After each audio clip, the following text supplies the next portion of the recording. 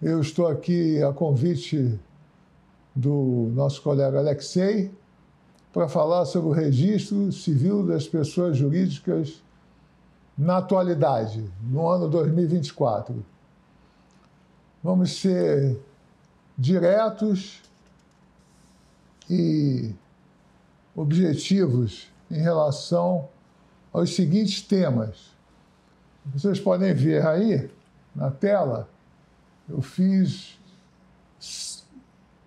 estabeleci 6 itens para serem tratados. Então, vamos aí. O primeiro deles é sobre a funcionalidade do RCPJ na ordem jurídica. Muito bem. Por que existe o RCPJ? O paralelo com a pessoa natural é forçoso, porque ambas são denominadas pessoas, mas a diferença fundamental é evidente.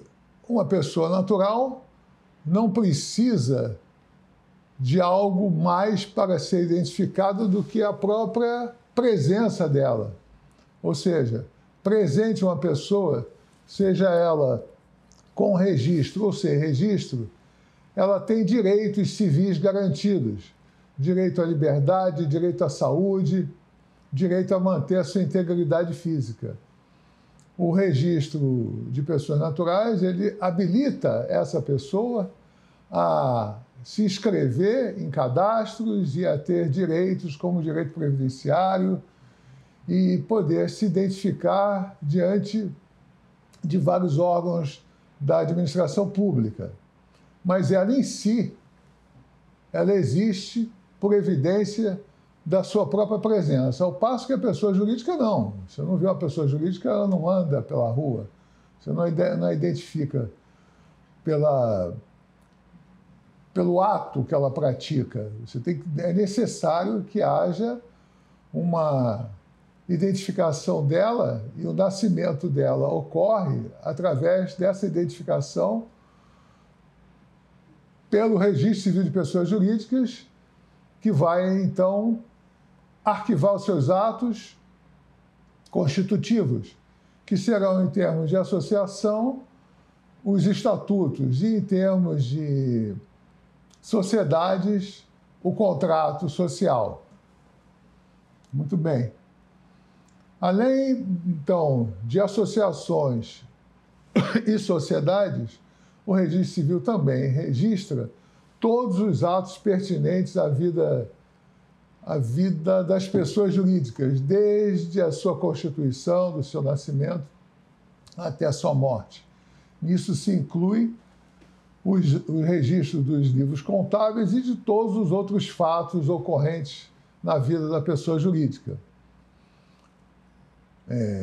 Essa parte de livros contábeis, o Dr. Jauber, que é oficial substituto lá do RCPJ aqui da capital, irá falar depois. Muito bem. Então, uma vez posta essa necessidade do Registro Civil de Pessoas Jurídicas, para que uma pessoa jurídica com esse registro possa entrar na ordem jurídica e praticar atos, adquirir direitos, contrair obrigações, vamos ao item 2, que é a questão dos atributos especiais que esse registro dá. O Registro Civil de Pessoas Jurídicas é um registro constitutivo, não somente declaratório, mas constitutivo. O registro implica na aquisição de personalidade jurídica a uma determinada organização que nós denominamos de pessoa jurídica. Essa personalidade jurídica é exatamente o que eu acabei de falar. É a capacidade de um ente jurídico de adquirir direitos e contrair obrigações. E o atributo está em que, além da aquisição dessa personalidade jurídica, há também a separação de patrimônio entre os sócios ou associados do patrimônio das pessoas jurídicas. Isso está no artigo 45 e no artigo 985 do CCB. Eu vou mostrar a vocês aqui. Artigo 45. Começa a existência legal das pessoas jurídicas de direito privado com a inscrição do ato constitutivo no respectivo registro. O 985 estabelece que a sociedade adquire personalidade jurídica com a inscrição no registro próprio dos seus atos constitutivos. E o artigo 1150, onde ele está? O artigo 1150 trata exatamente do... Ele não está aí na tela, mas o artigo 1150, que é fundamental, ele trata do registro no Código Civil, e onde está escrito que o registro das sociedades simples compete aos RCPJs e o registro das sociedades empresárias às juntas comerciais. Então, postos esses atributos de aquisição da personalidade jurídica pelo registro e a consequência da separação do patrimônio dos associados do patrimônio da sociedade, vamos procurar aqui no Código Civil os artigos que pertinem à lei desses. Vamos ver lá. Em relação ainda a essa questão da separação de patrimônio, isso foi explicitado no artigo 49A do Código Civil, que diz que a pessoa jurídica não se confunde com os seus sócios ou associados ou instituidores ou administradores. Isso foi colocado, embora seja óbvio, pela Lei da Liberdade Econômica, essa Lei 13.874 de 2019. Mas isso existe desde o direito romano, desde o direito romano não, mas já há um brocardo do direito romano que é societas distat singulis. A sociedade se distingue dos seus sócios. E já estava no artigo 20 do Código de 1916. Mas vamos lá, então, percorrer o que eu selecionei de importante do RCPJ, que consta na lei maior, que é o Código Civil. Lei maior, lei civil, né? Na vida civil. Afinal de contas, nós estamos tratando de um registro civil. As pessoas jurídicas de direito privado são as associações, as sociedades, fundações, organizações religiosas e partidos políticos. Em termos de doutrina fixa, organização religiosa e partido político são tipos de associações. E as fundações são patrimônios afetados. Fundamentalmente, então, como já disse, as pessoas jurídicas são as associações e as sociedades. Muito bem. Além dessa descrição que está no Código Civil, no artigo 44, e do artigo 45, que trata do começo da existência legal das pessoas jurídicas de direito privado com a inscrição do ato constitutivo no respectivo registro, nós temos o artigo 46 dizendo o que o registro tem que declarar. E mais embaixo, no artigo 54, relativo às associações especificamente, dizendo o que o estatuto da associação tem que conter sob pena de nulidade. Esses itens aqui são itens naturais e que constam desde o século XIX no mundo registral. Não se compreende uma pessoa jurídica sem uma denominação, sem uma sede, sem a declaração das suas finalidades, da sua representação e estabelecendo-se essa responsabilidade pelos atos da pessoa jurídica, embora se distinga dos seus membros, se essa responsabilidade pode atingir os membros da pessoa jurídica. Isso aí é uma declaração que os próprios membros fazem, unanimemente dizendo que não respondem nem subsidiariamente pelas obrigações sociais. Na questão da nulidade, se repete praticamente a mesma questão, a denominação, fins e sede, e se acrescentam os requisitos de admissão, demissão e exclusão de sócios, direitos e deveres, as fontes do recurso para manutenção e os órgãos de representação e de deliberação, mais ainda as condições de alteração do estatuto e dissolução e a forma de gestão e aprovação de contas. O artigo 55 estabelece que pode existir categorias com vantagens especiais. Já o que significa isso? Significa que algumas sociedades, algumas associações estabelecem realmente alguns sócios com alguns privilégios, e isso é legítimo desde que conste no estatuto. Privilégio exclusivo de votos e participação nas deliberações fundamentais da sociedade, quais sejam a direção, a eleição da sua representação e poder de alteração do estatuto também. Normalmente isso ocorre o quê? Uma Assembleia Geral elege um conselho especial, um conselho deliberativo, e esse conselho deliberativo, em menor número, é que elege a diretoria e aprova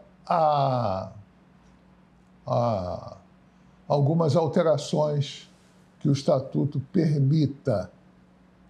O artigo 56 traz uma questão polêmica, que é em relação à titularidade de cota ou fração ideal do patrimônio da associação. É polêmico por quê? Porque essa designação de cota ou fração, ela é pertinente às sociedades limitadas. Mas o Código colocou esse nome para uma situação que equivaleria antigamente ao que se chamava joia. Você, quando constituía uma determinada associação, os associados deixavam uma joia, uma quantia, que se chamava joia, mas uma representação, um determinado depósito para a sociedade poder funcionar. A consequência disso importante é que, por ocasião da dissolução da sociedade, como está no artigo 61, as cotas ou frações ideais são novamente revertidas aos associados fundadores.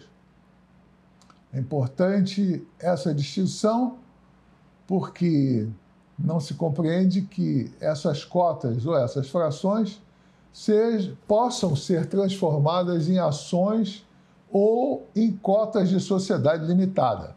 Ou seja, uma associação ela pode ter lucro, ela não pode repartir esse lucro entre os associados. E uma associação não pode se transformar em sociedade limitada, seja ela simples ou empresária, a não ser que a lei expressamente determine, como está no caso das universidades, no caso dos clubes de futebol, que podem se transformar de associação em sociedade. Isso se explica porque a associação tem uma série de privilégios que as sociedades não têm. Muitas recebem doações pelos seus atos de benemerência ou por sua função social e não tem cabimento algum que esse patrimônio que elas amealharam para afetados a essa destinação social seja privatizado, tornando propriedade de associados que se transformariam, então, em sócios. Isso não pode, já várias decisões dessa dúvida no Conselho da Magistratura.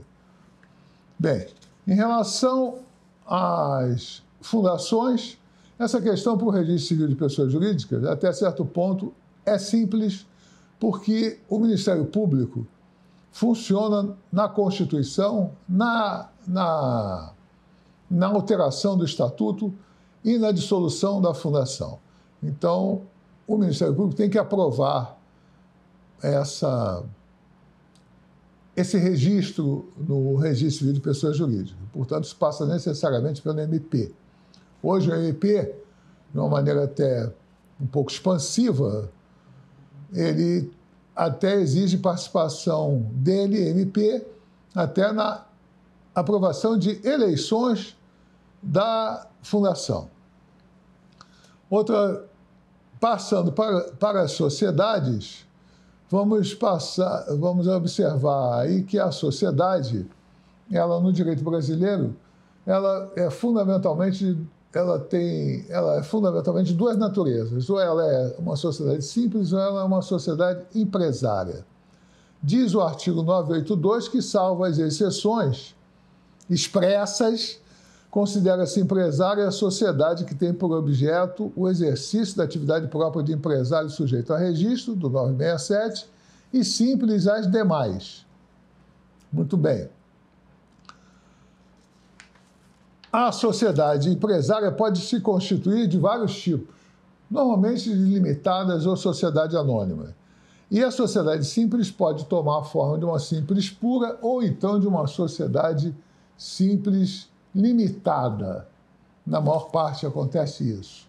Portanto, tem que se estudar o regime das sociedades limitadas para examinar o contrato social que é apresentado para registro e suas alterações.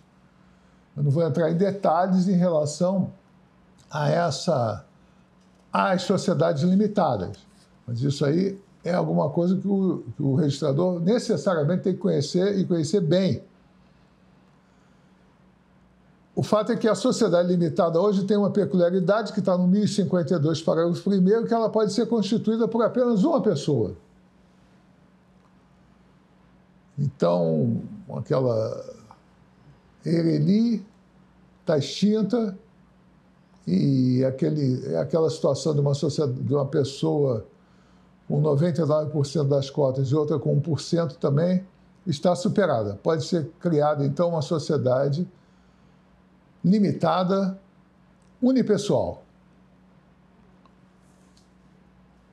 Há uma questão importante aqui a ser tratada, que eu vou chamar aqui o Código de Normas, mais na frente aqui. O Código de Normas estabeleceu que artigo 935, parágrafo 1º do Código de Normas, que a declaração firmada pelos contratantes quanto à natureza simples da sociedade não pode ser questionada pelo registrador. Ou seja, a pessoa que firma a sociedade, a pessoa que constitui a sociedade, ou as pessoas que constituem a sociedade, são elas, exclusivamente a elas, que cabe declarar a natureza simples da sociedade ou a natureza empresária da sociedade. Ocorre que essa declaração essa liberdade não é absoluta, porque cumpre a autoridade competente, antes de efetivar o registro, pelo 1153, verificar a autenticidade e legitimidade do signatário, bem como fiscalizar a observância das prescrições legais do ato, concernente ao ato ou aos documentos apresentados. Isso significa que, pelo artigo 966 do Código Civil, nós temos um parágrafo único ali que diz que as sociedades de natureza literária, artística, científica, ela é necessariamente simples. Portanto, nós vamos ver isso no final, o problema que isso tem dado em relação à questão de sociedades que são necessariamente simples, porque sociedades exercidas por profissionais e necessariamente por eles têm procurado se transformar em sociedades empresárias. para conseguir um benefício a qual elas não têm direito, mas elas têm tentado burlar o fisco, fazendo essa conversão da sociedade simples para empresária para poder se habilitar a uma situação que só a sociedade realmente empresárias tem de um benefício fiscal. Nós vamos ver isso ao final. No item final que eu coloquei, que será aquele ali do